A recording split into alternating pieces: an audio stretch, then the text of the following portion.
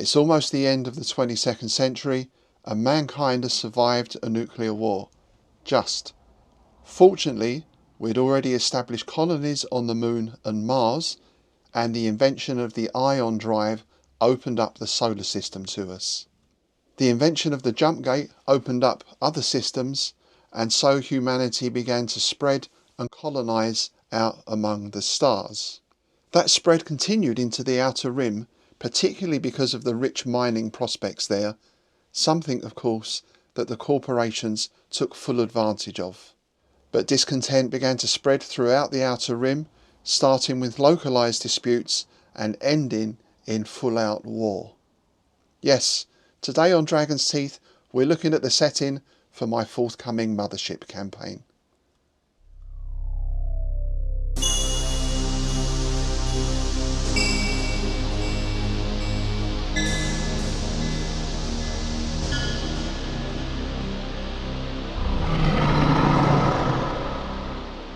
Hi, I'm Rob Hoyt and thanks very much for joining me today for this look at the background to the Mothership campaign that I'm going to be setting up in the new year. And as I mentioned previously, this is going to be based on the Assault Team 5 series of novels that I'm writing. Well, I've written 2 already. I'm going to start work on the 3rd very soon.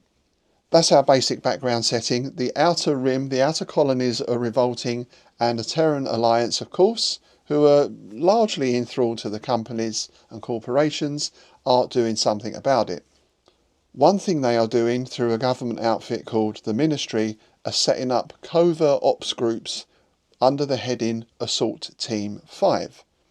Now, these are groups that are military based, but also with a lot of other skills involved as well, because their main aim is not to necessarily work militarily against the outer rim, but more things like infiltration, observation, and of course targeted strikes, if we can put it that way. In campaign term, this means our player characters are being recruited into Assault Team 5. They get an invitation for selection from a guy called Mike Naylor, who's a very respected figure amongst the Special Forces community. He is what is known as a lander, which is a future equivalent of paras, basically. They're drops from various altitudes onto targets directly to carry out their mission. So, Naylor is putting these units together. He's responsible for their training. That's going to be the introduction to the campaign. We get the characters in, they go through selection, they get some extra training, and then they're sent out on a variety of missions. Initially covert ops, infiltration, that kind of thing, but of course a lot of other things are going to be popping up along the way. Now, this is one of the reasons I chose Mothership as the rule set. One thing that attracted me to it, one of the many things, was it comes with no lore, there's no background, everything is left free for the Warden to develop themselves.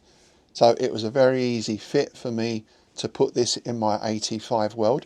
But of course that does mean there are going to be a few tweaks in the rules, both for the campaign setting and also just for the idea of running a campaign, because I think Mothership works really well as a one-shot. It's a little bit like Call of Cthulhu in some respects, but if you're going into a sort of short or even a lengthier campaign, there might be some things you want to adjust. Now, the first thing for me on that score is the character classes. I'm going to knock out the android character class for a couple of reasons. One, in the AT5 universe, they don't really have androids at that level of sophistication. So there's going to be sort of mechs, there's going to be robots, androidish of some description, but no one could ever mistake them for being human. I guess think more of a sort of grimy C3PO rather than the alien type android. In that respect, I don't think it's much fun for a player to play a robot. You're programmed, you've got a lot of limits, I feel, on what you can do. So, there's going to be no android class. However, there are going to be some classes potentially added in. I've been looking around a lot of things online. Mothership has a great Discord community. There's a huge amount of stuff on there, but this brings me to one of my issues with Discord, because to me it's more like a message board than a forum. And yeah, you've got a search function, but generally speaking, if you want to find something, you've got to scroll back and back and back and back, because there are sections, of course, on the Discord server, but within that section there might be 500 messages about one particular thing. However, on there and in some other places online as well, of course, there's a lot of product and designs and scenarios put out in support of Mothership. It's quite easy to find people putting forward different character classes. Now, these can be anything from like a military specialist through to a company man, perhaps even an accountant type character, which you might think is odd for a horror space game. But when you think about it, if you're going in against organised crime and corporations with dodgy dealings and all that, then forensic accounting suddenly becomes a useful skill. Let's see if anyone picks that one. And of course, even if characters just decide to stay as a sort of military personnel, there are lots of specialist options for those as well. Sniper, outdoor survival, sort of spy, operative. All of these things can come in with additional skills, of course. They're very easy to slot into the framework. And I think it just gives the characters a little more depth and helps bed them in better to the campaign setting. And of course, within that, because it's a campaign, then player characters will have their own backstory as well. I don't think it needs to be too detailed at this point, but I think it might be nice to add into that each player character has some kind of secret from their past that maybe they're not too keen to discuss or have revealed. Now, that could be something quite innocuous, it could be something quite nasty, but again, it's just adding in another little layer of depth to the player character. Another thing I was keen on when I did 85 was, and I don't want to offend anyone with this, particularly our friends from the US, is not to make it so US centric. It's quite natural, of course, because America makes most of the films, so most sci-fi films tend to be American. I know we see more now coming out of China and Korea and those sort of places, which is great. But in the setting, there was this huge nuclear war, and China and the USA took the most damage. So what we've seen, both before the war and certainly after it, is a rise in prominence of India, of African countries, of some of the smaller European countries. And of course, my main character in the novel is of British extraction, let's put it like that. Now, what that changes mostly really is the terminology. And if we just go back to character class, for example, rather than just have the character class of Marines, I'm going to call it military. Again, just to give a little more width, and characters can develop a certain type of military. It might be they've served on a naval vessel. It might be they're a lander. It might be they're a bodyguard or a close protection specialist, that kind of thing. In a similar way, for the other character class, I'm going to do away with the word Teamster, because that's not really an English thing. I kind of knew what a Teamster was, but I had to sort of look it up a bit just to check. Basically, it's what in the UK we'd call unions. Union members, or I guess in the States that has a bit of a different connotation, because I think back to the 30s, 40s, those kind of times, I think the Teamsters ran the docks and there was a lot going on, perhaps allegedly, between the Teamsters and the various mobs, all that kind of thing. So that's going to be slightly different. I'll probably change the name to Techs at the moment, which again will cover quite a wide range of occupations, from computer experts through to mechanical engineers and so on. But they'll all fall under that heading of Teamsters or Techs. Now, in any campaign, whatever the setting, we come to the idea of money, filthy lucre. There's no escaping it, is there? Well, I guess there is, because you might just decide in your campaign not to have any money at all. I'm going to simplify the money aspect to some extent by saying, of course, that the members of Assault Team 5 are all employed by the ministry, so they've got an income. In that sense, their everyday bills are pretty much paid for, most of their equipment is paid for, but this doesn't mean that they get the latest brand new laser rifle, it doesn't mean they're living in a penthouse suite, because of course anyone who's served, at least in the UK, will tell you, you know, you usually end up buying your own boots and all that kind of stuff. Everything has to go through giant accounts, everything has to be double stamped and checked and all the rest of it. But it does take the edge off the players having to keep track of every single credit they've spent. And I know in Mothership, particularly in the pound of flesh setting that we're going to be using, that is another layer of stress added in. So I don't want to do away with that completely, but the characters don't have to worry too much about where the next credit is coming from. So those are tweaks for the setting, but there's a few rules tweaks I felt I probably need to make as well, because we are running the campaign.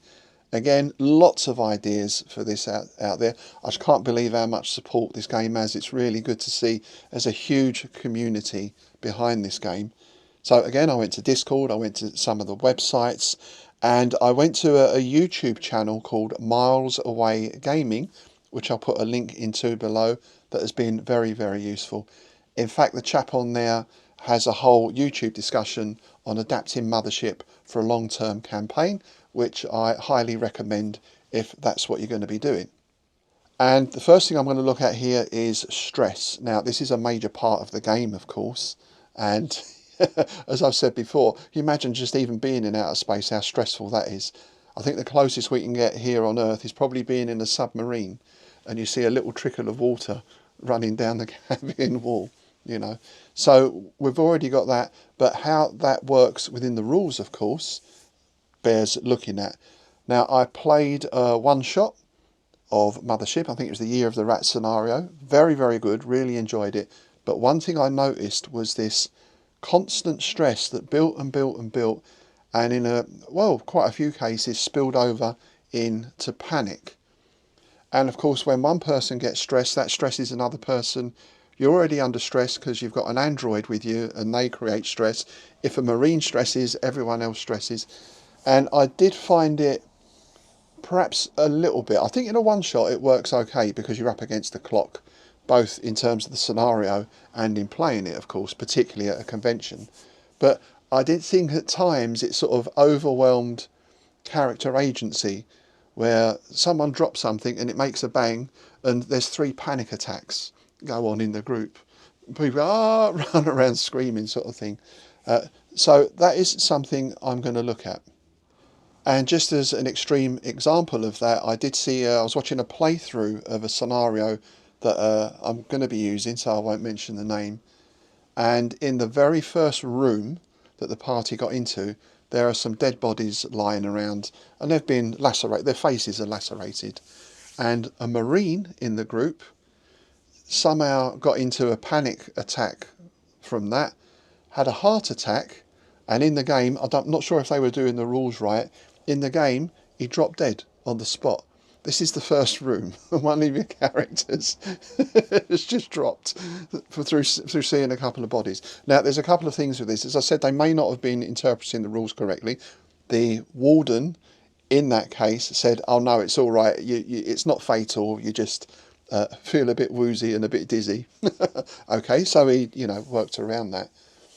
But the thing that gets me with that, and it's a bone of contention I have with a lot of films as well, we go back to those Marines. Elite unit of Marines are going into the alien hive or whatever it is, and within the first scene, they've not gone 10 foot into this alien environment, and someone panics and starts shooting around everything, and they're all screaming and running around. Now, in my martial arts background and martial arts career, I've been fortunate to work with and train under quite a few special forces people from various backgrounds of various descriptions, and they've all exhibited one thing which I would call professionalism, a very professional attitude. Of course, everyone has a breaking point. Of course, everyone suffers stress. But to me, the idea that an experienced Marine, on seeing a dead body, which of course is not a pleasant thing, is going to go, and have a heart attack, it doesn't quite fit to me. Now, within the core rules, of course, There are suggestions for modifying the stress mechanic, so I'll be having a look at those, and again I'll be drawing on suggestions from those other sources as well.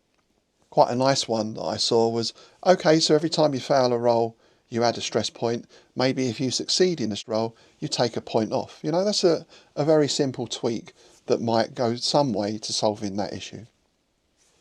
When it comes to combat, I'm not delved too deeply into that at the moment, but it does look very deadly, but I don't really want to change that too much. I think there were suggestions about the use of armour, like in effect your armour has hit points, and when you take, I'm probably getting the terminology wrong, but if you take so many hits then that takes 1 point off of your armour class, dare I put it like that, rather than it all going through and your armour takes off some and what's left over goes in. So again, just a little way of making the armour stronger and more effective. I guess the thing to avoid is that first room issue again, where your characters might go into the first room in the scenario and someone on the other side of the room pulls out a gun, shoots a player character in the head, boom, and they're dead, instant kill. So, you know, I want to avoid that kind of thing as much as I can, but at the same time, anyone who's been around guns and gunfire, even knives, right, will tell you how deadly that actually is. So I don't want to take that feeling away too much. If we are playing D&D or a fantasy campaign, such as Rolemaster, which I'm involved in at the moment, or even something like Cult, which I'm also involved in at the moment, modern day, travel, it's not really an issue in that you can make the travel part of the adventure. Of course, in fantasy, that's your classic hex crawl. As a DM, you might say, okay, you get to the caverns of Nath without anything happening, or you can plot this whole 3-week journey across the wilderness and have various encounters going on. Similarly, in a modern day game, you jump on a plane, you're on a boat, you drive, whatever. Space is very, very big, as we know, and this can become an issue. So this is something else I want to tweak. Now, in AT5, I mentioned the ion drive. Don't ask me how it works, I'm not a scientist. That gets you around the system. So you can go from Earth out to Jupiter, and that's maybe going to take you 5 or 6 days, that kind of time span. Once you get there, you have the jump gate. You go into the jump gate, you program your coordinates in, and hopefully you pop out at the jump gate of the star system that you wanted to go to. Now, this gets us around this idea of, which, again, I may be wrong, but from my reading of Mothership, says, yeah, okay, it takes like hours to get up into orbit, it takes days to get to the nearest planet, it takes weeks, maybe months to get to the edge of the solar system, it can take years to get somewhere else. This is why they have cryopods, right? It's going to take you 18 months to get to Antares 6, so everyone goes in the cryopod, the android runs the ship, and you wake up when you get there. Again, hopefully. So rather than that, the interstellar, if I can call it that, the interstellar overdrive, it's going to be pretty instant, or it's going to feel instant. You go in the jump gate, you have a sort of little bit of disorientation. There might be strange things happening, of course, but you pop out the other end and it's pretty much the same time. A couple of reasons for this. One is, how do you do a calendar in space? I mean, Star Trek had Stardate, right?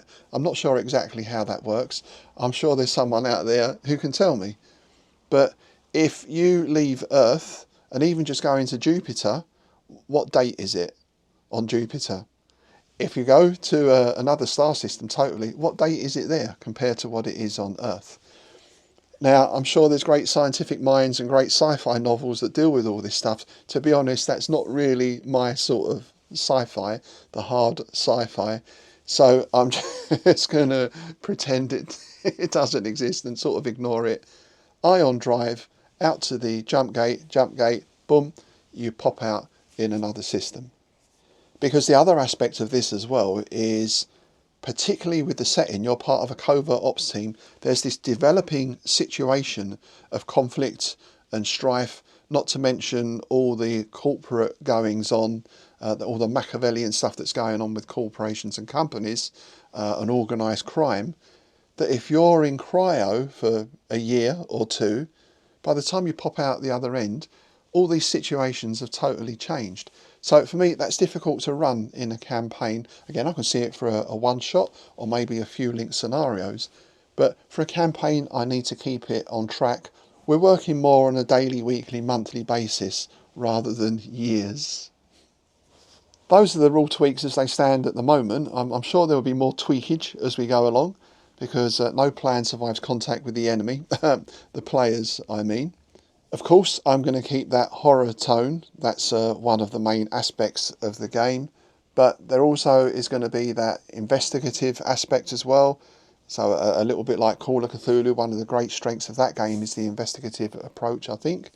And this social aspect that comes with that as well. So you might be infiltrating, you might be persuading, you might be going in to take out a crime gang, all that sort of stuff will be playing in as well.